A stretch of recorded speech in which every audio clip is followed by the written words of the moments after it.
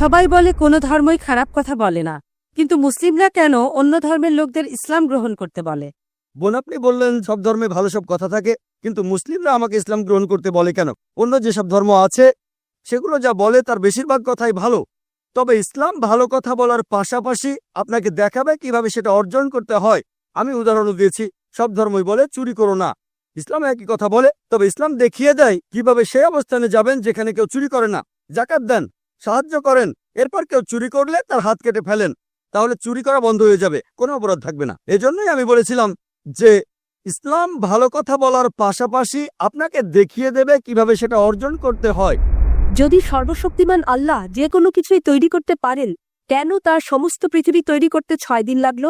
বোন প্রশ্ন করলেন যে আল্লাহ যদি যে কোনো কিছু সৃষ্টি করতে পারেন তাহলে কেন 6 দিন সময় নিলেন? বোন, আল্লাহ যদি চাইতেন একদিনে সৃষ্টি করতে পারতেন, তখন আপনি বলতেন যে কেন একদিনে তৈরি করেছেন, 6 দিনে কেন নয়? কারণ আল্লাহ 6 দিনে এটাই বানাতে চেয়েছেন। কোরআন বলে যে আল্লাহ যা ইচ্ছে করেন তাই সৃষ্টি করতে পারেন। অনেক আয়াত আছে, আল্লাহ বলেন কোরআনে সূরা আলে ইমরান অধ্যায় 3 আয়াত নম্বর 59, إن مثل عيسى عند الله كمثل آدم خلق من تراب ثم قال له كن فيكون। আল্লাহ আদম আলাইহিস সালামকে সৃষ্টি করেছেন যেমন তিনি যীশু খ্রিস্টকে সৃষ্টি করেছেন ধুলো থেকে, তিনি বলেন হও আর তা হয়ে যায়।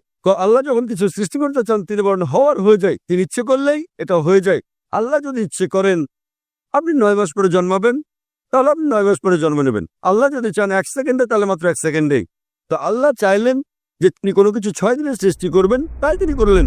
পৃথিবীতে অনেক মানুষ ভুল কাজ করছে, আমার ভাবতে খুব অবাক লাগে, এতগুলো মানুষ দোজখে যাবে?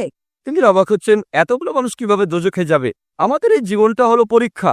আপনারা যদি ভালো করে দেখেন যে নিচু গ্রেডের পরীক্ষাগুলোতে বেশিরভাগ ছাত্র পাশ করে, তবে উপরের লেভেলে গেলে সেখানে পাশ করাটা কঠিন। উদাহরণস্বরূপ কোনো কঠিন পরীক্ষায় বসেছেন, যেমন মেডিকেল কলেজে ভর্তি হতে গেলে আপনাকে পড়তে হবে, খাটাখাটনি করতে হবে, পড়াশোনা করতে হবে। একইভাবে বেহেশতে যেতে গেলে এটা সহজ কাজ না, এটা মেডিকেলে ভর্তির চেয়েও অনেক কঠিন কাজ। তাই এটা আসলে পরকালের জন্য পরীক্ষা। যারা আল্লাহর নির্দেশগুলো মেনে চলবেন তারা ইনশাআল্লাহ বেহেশতে যেতে পারবেন।